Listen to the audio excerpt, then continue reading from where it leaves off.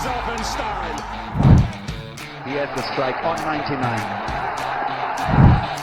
Surprise, surprise, motherfucker! The king is back!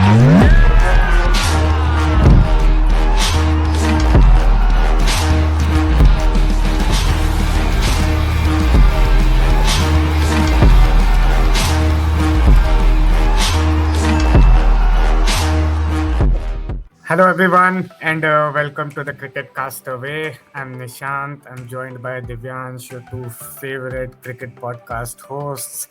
And we are only just getting started with the second test of the Border Gavaskar Trophy.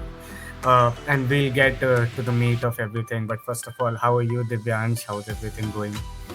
Good. Everything is good. It's bright and sunny outside, as against in the Adelaide, where things are happening in a day-night setup, which is particular to Australian culture. And what an onslaught we are seeing from Travis Head right now. It's a sight to behold. So yeah, enjoying the batting, not from an Indian fan perspective, but we all know how destructive Travis Head can be, and just from a pure cricketing perspective, it's a treat to watch.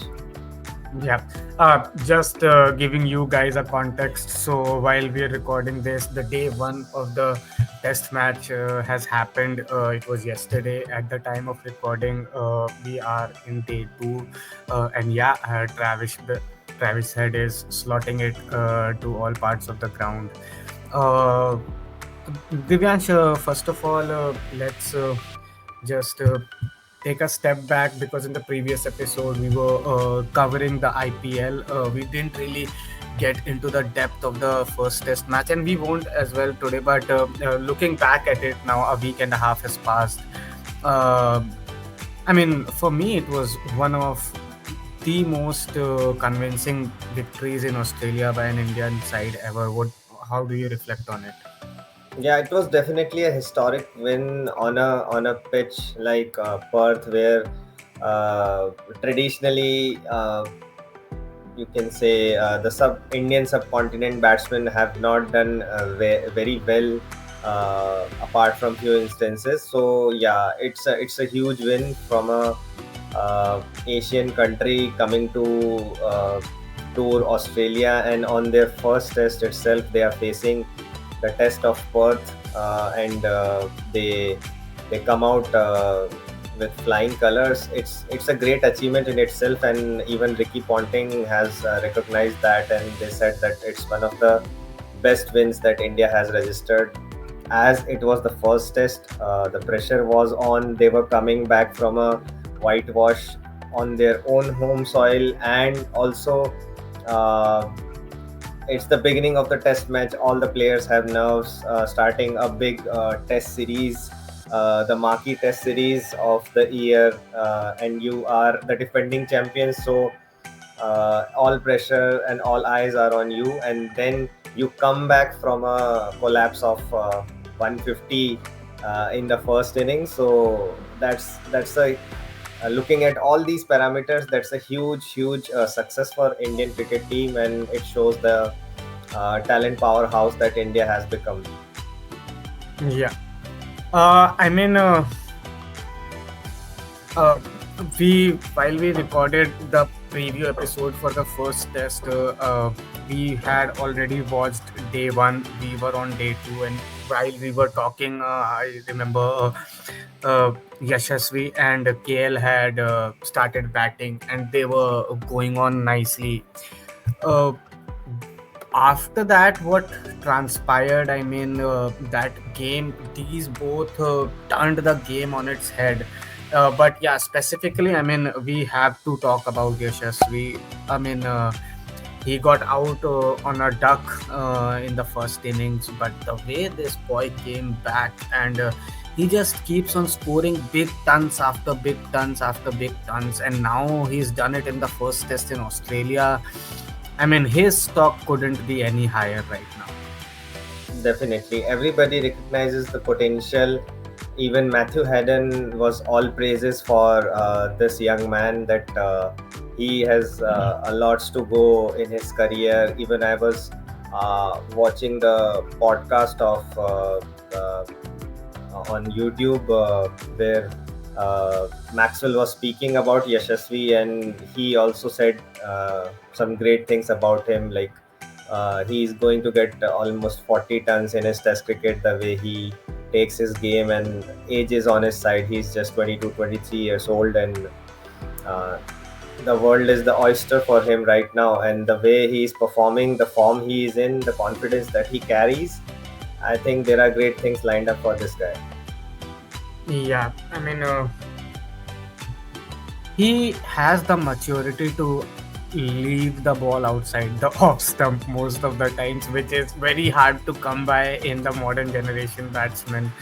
uh, he can grind his time when he feels that he needs to. I mean, he was batting at a strike rate of 50-45 at one point of time, and uh, you see that in his innings time and time again. When the team needs him to go fast, he would go fast. In that process, he probably loses his wicket.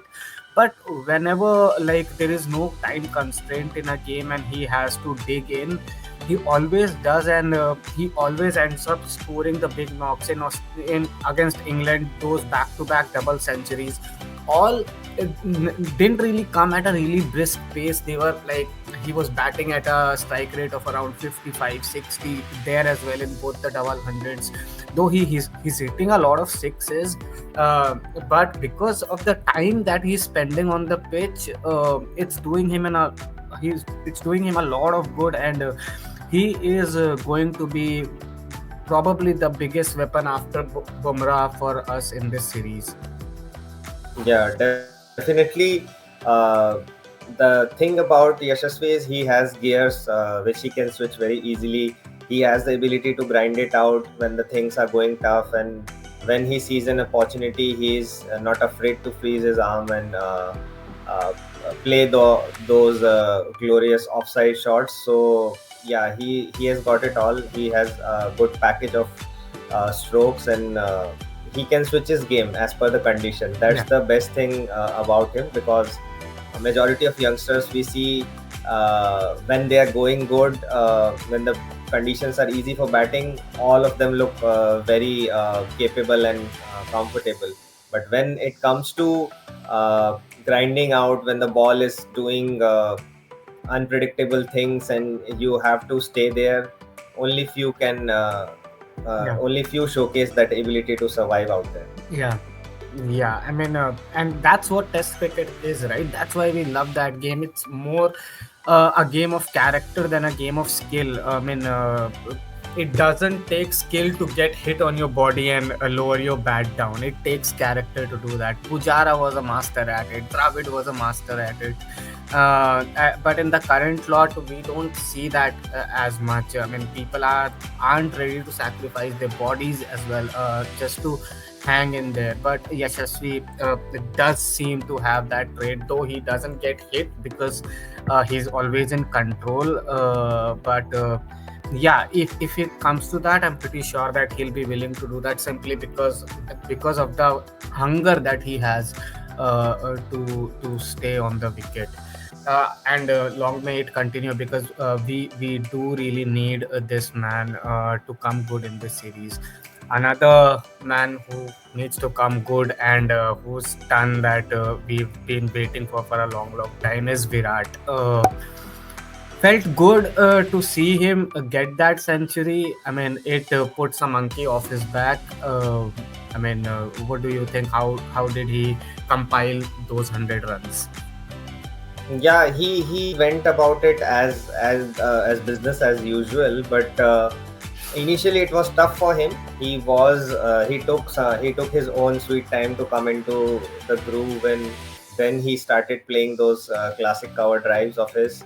But yeah, I think this innings is important more from a perspective that this was the beginning of the tour, of a grueling tour, and he would be in a much better headspace right now, since he has ended the test and drought in the first match itself, and now he would play more freely with more control and with more confidence, and it's his favorite country to play in, and he has had stupendous innings in the past as well here. So I think it's a good sign for India. Now he is psychologically more confident, and he would be more involved in the match. So I think great sign for India. Yeah, I mean, as we have, I mean, we have been watching Virat for more than a decade now. We have observed him when he was at his peak form, and now over the past few years when he was in decline. When he is supremely confident, he would score off the pitch on the leg side, and he won't have a problem with that. If he is not in form, he'll get leg before wicket on the same ball. So when that stroke starts coming in and you start getting the timing on that, I think for Kohli, I mean, then you realize that no, now this guy is in the headspace, and he did, as you mentioned, spend time on the wicket. There were a few chances as well that he gave away, but it was the luck, and he ended up scoring that ton. And I, for one, feel this is going to be massive for him, because if he doesn't follow it up with a similar kind of knocks throughout the series, the questions don't really go away then, because if you're scoring like 1 ton in 5 tests, that's good enough if you have had a consistent year in the past few years. But for a guy like Kohli who hasn't had that in test cricket, he needs to score at least one or two more in order for India to have a chance to retain the BGT. And I said it in the previous episode as well, that I'm not that hopeful that India can go on and qualify for WTC final, but the way that they've actually won the test match, the first one, I wasn't expecting us to win that, but they won it very convincingly. They've put themselves in a situation where if they do something good in the second test, then Australia comes under massive amount of pressure, and then we do actually can see a pathway towards that WTC final. Yeah, definitely. If we get an upper hand in the second test match, which is looking difficult as of right now, but yeah, if we get it, then things take a turn for good, and India's road to the WTC Championship final becomes more clear, since England is providing a beating to New Zealand in their own home ground. They have won first test comfortably, and they are huge miles ahead in the second test as well. So New Zealand is almost out of contention. Now we have eyes on Sri Lanka and South Africa test series, what's happening there. Based on those permutation and combination, we'll get to know more in the coming days. Yeah. So let's quickly move to the second test, and let's start with day one and what all unfolded there. Uh, Batting first on a pink ball test in a pitch where it had a bit of grass, I guess. But I thought it was the correct decision to bat first, because Rohit had already made up his mind that he was going to come in the middle order, and Yashasvi and KL were going to open. And it was unlucky that Yashasvi again got out on a golden duck, probably a sign that he'll score a massive 100 in the second inning. But KL and Shubman, when they were batting, I mean, they had a good partnership, and they looked rock solid. I felt a bit disappointed because one of them should have gone on to make a big one. But the time that they spent on the crease, they look majestic. Definitely, they were looking really good, and like it was 69 for 1 before KL got out. So I think it was maybe just a lack of concentration, but I think they were on a path to build a good total, and even if they would have lost maybe a couple of wickets by lunch, it was fine. They had batters to come in, but last 30 minutes of the play on day one, it all came down crashing when Mitch Stark started breathing fire, and the way he showcased a masterclass that how to bowl with a pink ball. I think that turned the game on his head. Yeah. Again, Rishabh Pant made a small contribution. Nitish Reddy stood out again as the highest scorer in a low Yes. scoring inning. Both of them very good, fairly good.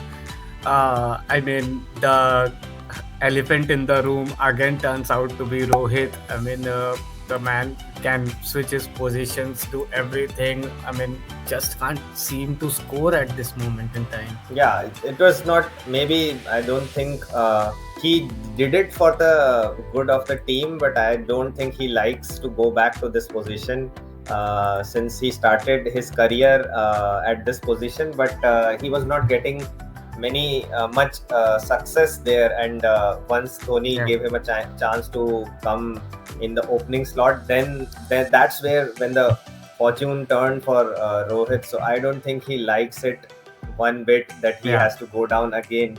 But Even since he's such a even team said man, said it in yeah, he even said it in yes, his press conference, right? That it's for the good of the team, but I hate it. He said it that specifically. So you're right. He doesn't like, but I think it's a good spot for him. He can bat with an older ball. I mean, try to score a lot of runs. I mean, he's just had a kid. He would be really happy. Would want to make this series memorable for himself. I don't kind of feel when players are in that kind of a situation where something really life changing has happened in their life in the recent weeks or so, they do end up coming and playing a big one, right? I think in the second innings probably we can see a big Rohit Sharma inning, because again, I mean, there's so much time simply left in this test match, right? Like, I mean, no test match these days goes to the fifth day or completes the second session of day 5. So, I mean, the amount of time that's left in this test match, Rohit has a chance to stamp his authority in the second innings. basically, I think Rohit has not had much of a practice and have not spent enough time in the middle since like after he has come back. Like post World Cup, it's not much that he played. So I think with his progression in the match and in the series as well, once he get sufficient game time in the middle, I think he will improve, and yeah, he can be devastative uh, in the middle order as well, and he can play very well with the old ball as well. Yeah. But I think things just happened so quickly for him in the last 1 week or so, that he hasn't got much time to really assimilate in the team and get used to the conditions. He's just a week in, and there was so much of a traveling involved.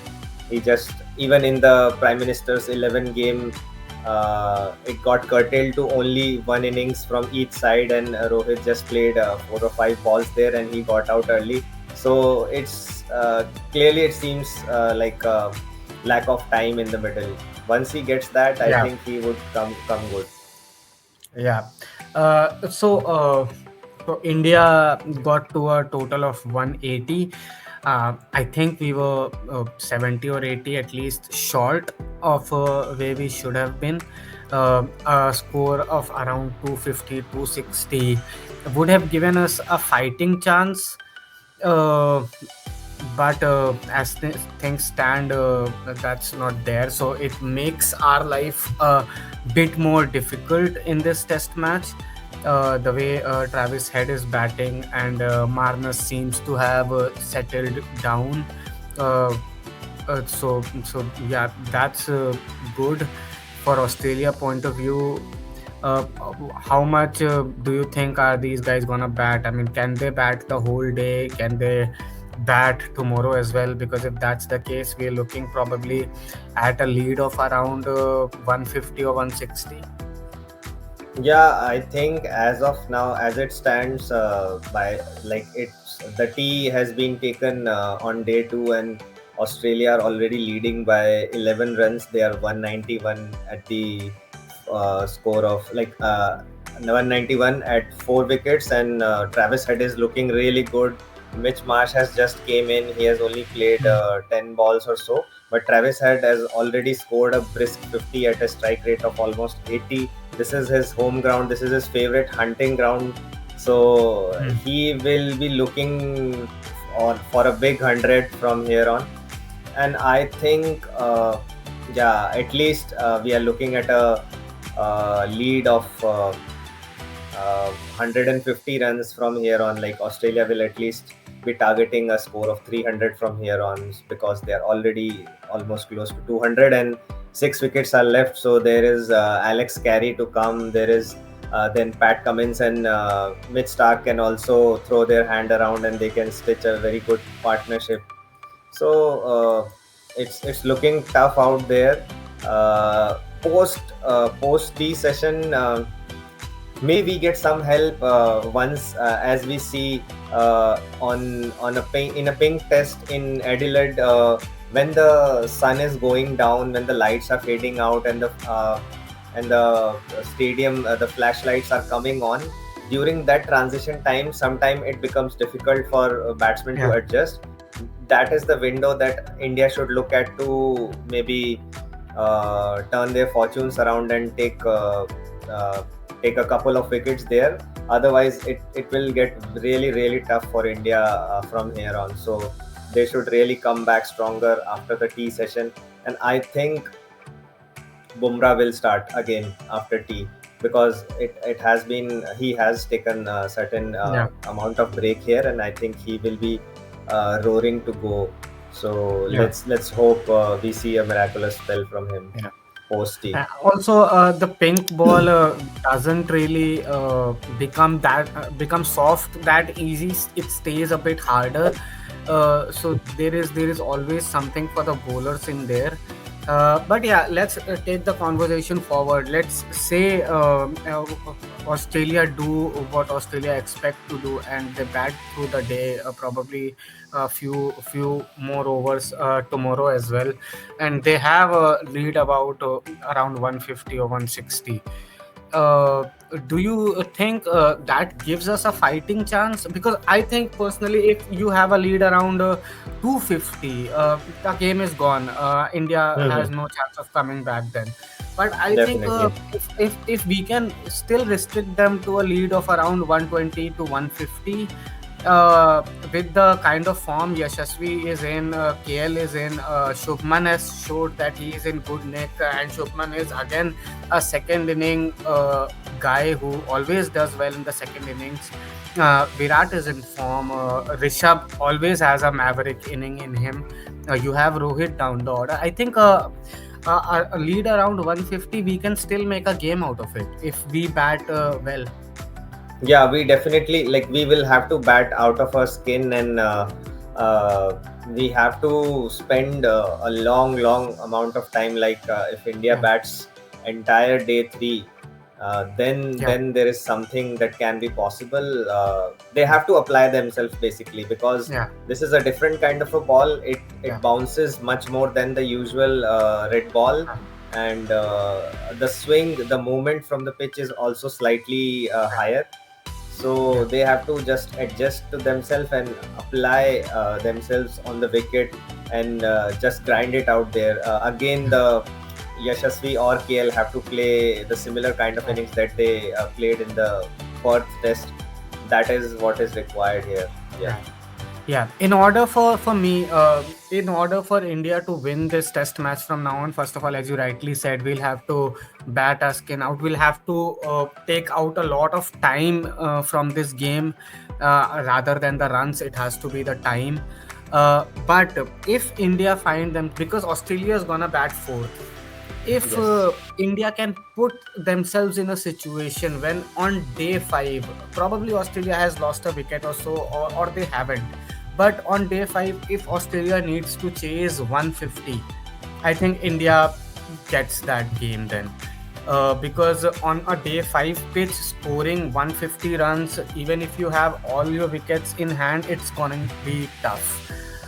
We can't expect India to have a lead in the second inning of around 250 or 300. That's never gonna happen. This game is gone beyond that. But yeah, Yes. if we bite our time out, we kill the time in the game, we bat at least till day 4, last session, and we put Australia in day 4 for 20 overs, maybe 15 overs at the end, and then give them day 5 and have around 150 runs or so in day 5.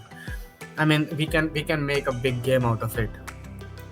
Yeah, definitely a lot of application is required from Indian side, and they have proven time in time out again during the past 2 3 years that they do have the ability to come back. They have that willpower and that intention to fight back in any kind of situation. So I think they have to dig deep and just gather all Yeah. that focus and just put it all in their game for today. Yeah. Yes. Yeah, I think we were also discussing off camera. It hasn't been a great day for Harshit Rana. Yes. India have brought in Ashwin in place of Washi, which I thought was a better decision. But yeah, I think you were saying that we need to have brought in Akash Deep instead of Harshit Rana. Why did you think that was the case? Yeah, so Harshit did well in first test, and nobody can forget that beautiful bold of Travis Head. Yeah. But he has still got a lot to learn when the batsmen are attacking from the front, and then once you have started leaking runs, how to come back, how to fight back. And since it was a new experience for him with the pink ball, he might have just given to the emotions the amount, as most new fast bowlers do, the amount of bounce and the swing and the movement of the pitch that he was getting from the pink ball. I think somehow he couldn't keep control of the lines, and even the overall Indian bowling did that. But Harshit specifically, like the way he was attacking the wickets in Perth Test, he was not able to replicate the same here. And I think a more seasoned bowler like Akashdeep would have been a better choice, who has huge amount of Ranji cricket experience and has played in different kind of situations as compared to Harshit Rana, who is more prominent in T20 cricket and has just started his Ranji career. And Akashdeep would have been a better choice since he is a more experienced bowler, and he has that in swinging delivery that troubles both Manas and Steven Smith, specifically when they are low on confidence. So I think it would have been a better choice. Yeah. Yeah. Also, I think you're spot on there. I think Akash Deep did deserve a gig. He bowled fairly well in the New Zealand series in Indian conditions. He could have gotten an outing, and because it's a long series, any which ways you'll have to rescue players. And though between the first test and the second test, they were around 10 days, so the bowlers are all fresh. But yeah, I think bit more experience here and there never really hurts anybody. Now, I also feel Nitish Rana in the bowling has been starkly underutilized. I mean, he needs to bowl a lot more if he is part of the team as an all-rounder. Yeah, he's just bowled 5 overs, and even in that, Yeah. like he got the wicket of Manas, which was a crucial cog in the Yeah. game. He was already on 64 and was looking confident, and it's just the brilliance of fielding from Yashasvi and combination of Nitish Reddy. India got that wicket against the play of against the run of play. So I Yeah. think Nitish Reddy should get more chances, maybe in short burst of 3 overs or 4 over spells, just to give Harshit or maybe Siraj a breather. As we know, the fast bowlers need their own recovery time. Yeah. So I think he Yeah. can bowl in tandem with Ashwin, who is used to bowling long spells Yeah. anyways. So Yeah. So I mean, Ashwin is gonna come really handy in the fourth innings, that's for sure. But yeah, I think I'm looking forward to see a lot more of Nitish. The more I see of him, the more I am impressed by him. He's not right now on the bowling level of a Hardik Pandya. Hardik is right now the much better bowler and a much better batsman. but obviously because of his body and his mindset of he I don't think really wants to play test cricket that much. So we have Nitish. I think he is as an all-rounder a better option than Shivam Dube because of his Yes. bowling. He's bowling well. It's just that he needs to bowl a lot more. If we can get make a player out of him who can bowl 15-20 overs in a day, give Jassi and in the future Shami, when he comes in, these guys aren't getting any younger, give them a breather. Let him bowl with Akash Deep or with Harshit Rana, whoever, as two bowling together, or with Ashwin as well, as you said. So he needs to have longer spells, if you ask me, because the talent I think is there. Uh, so yeah, that's about it. What are your predictions for day 3 tomorrow? Yeah, I think it's gonna get tough for India, and if they apply themselves, they can come back definitely. It's not all lost right now. There is a possibility of a comeback, but yeah, they have to fight harder because Yeah. Australians are showing their actual grit right now because they have been Yeah. criticized right, left, and center from their own media and their own senior players. So I think they are full of spirit to show it to the world that yes, they are still the best. I mean, the world has become so much funnier these days than it used to be in the past, because I clearly remember when India was traveling to Australia, because we had a whitewash in our home by New Zealand. Nobody gave us a chance to even win one test match. People were saying it will be a 4-0 and a 1-game draw, and Australia is gonna walk past us. And then we defeat them so convincingly in the Perth test, and the entire narrative changed, and it was like, how are you gonna face Bumrah? Australians aren't good enough at this point of time. It's India who probably are gonna sweep the series again. And then Australia, the way Australia always does, have made a comeback. They're battling it hard, they're battling it fairly and strongly, and they're just proving to the world that they still are the best test side in the world, because they're the ones who have won the last WTC. They are again on their home conditions. Nobody knows those conditions better than him, and they have good batsmen. I mean, Marnus has looked to come to form in this inning. Who knows? Steve Smith gets into form in the next one, and then it's gonna be really challenging for the Indian bowlers. But yeah, they look Definitely. good. They look threatening.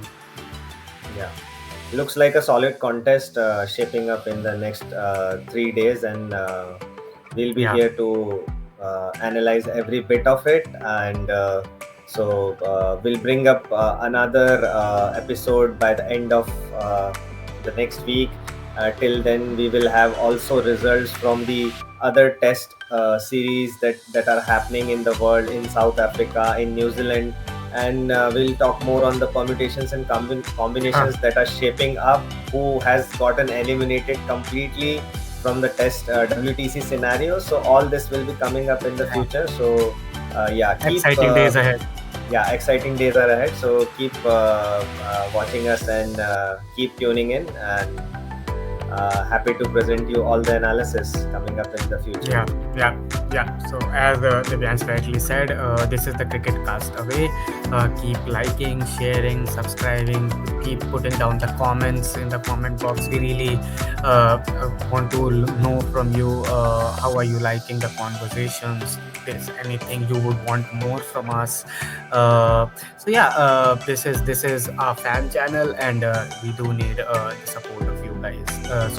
We'll come back next week with the analysis of what has happened in the game. Till now, signing off. Bye bye. Thank you. Bye bye.